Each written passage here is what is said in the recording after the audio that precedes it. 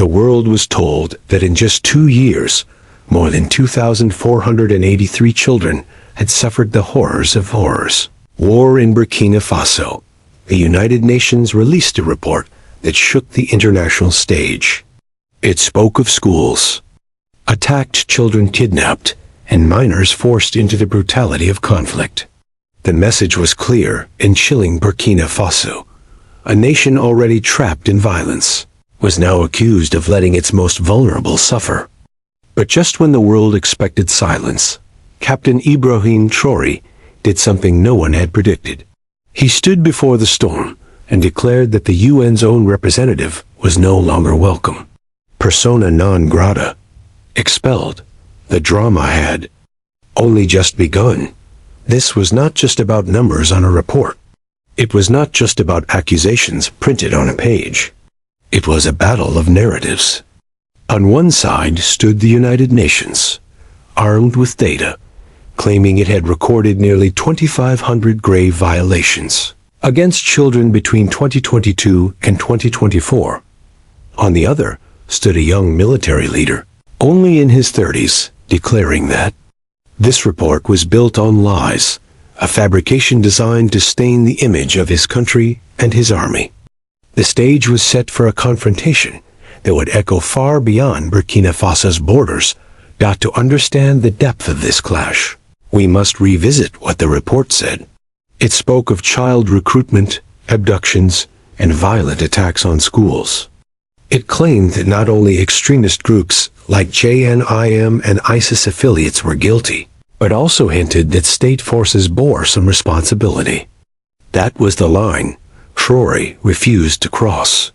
For him, accusing Burkina Faso's military, the very institution fighting to protect its people, was an insult to sovereignty. He argued that this was not truth, but propaganda, an attempt to weaken the resolve of a nation that has chosen independence over foreign control. And so came the bold decision.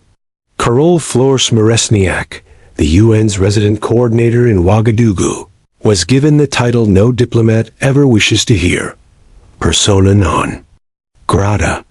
She was told to leave the country immediately. It was a message not only to the United Nations, but to every international body that had grown used to lecturing African nations.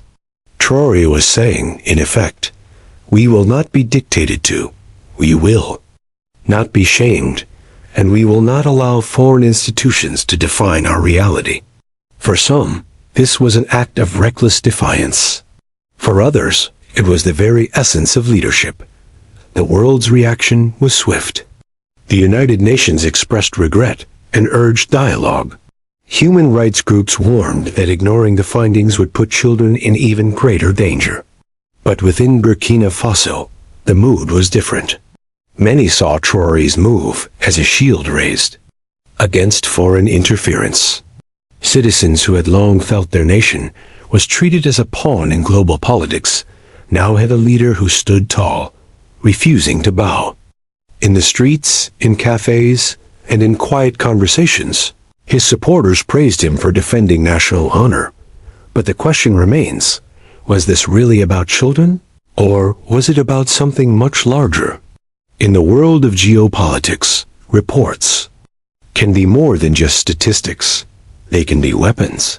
They can be tools to pressure, to manipulate, to bend nations to certain wills. Traoré's rejection of the report raises uncomfortable questions. If the report is true, then children are indeed suffering beyond what the world imagined. If the report is exaggerated, then it may be part of a bigger struggle, a struggle over who controls the narrative of Africa's wars and who benefits. From painting African armies as villains, Traoré's defiance has also reignited the conversation about sovereignty.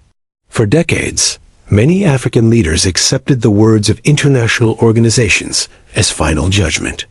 But now, a younger generation of leaders, Traoré among them, are challenging that order.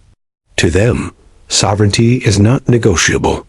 They argue that reports should not be written in New York or Geneva and then imposed on Ouagadougou without dialogue.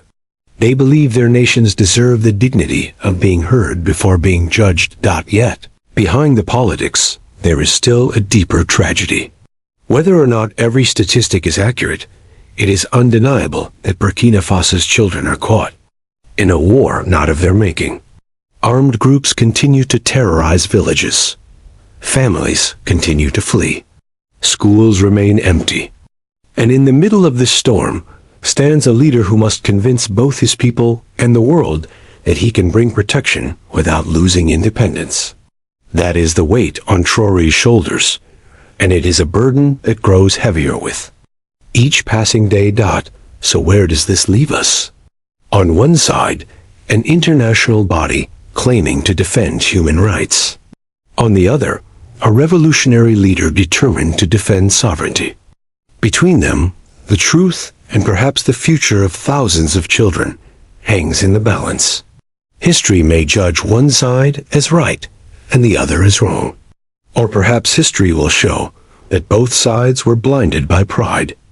But today, what we know is this: Ibrahim Traoré has forced the world to pay attention once again to a small West African nation that refuses to be ignored. And as the sun sets over Ouagadougou, one question echoes far beyond the borders of Burkina Faso. Was this report really about protecting children, or was it about controlling nations? The answer may shape not only the future of this conflict, but the story of Africa's fight for dignity in the 21st century.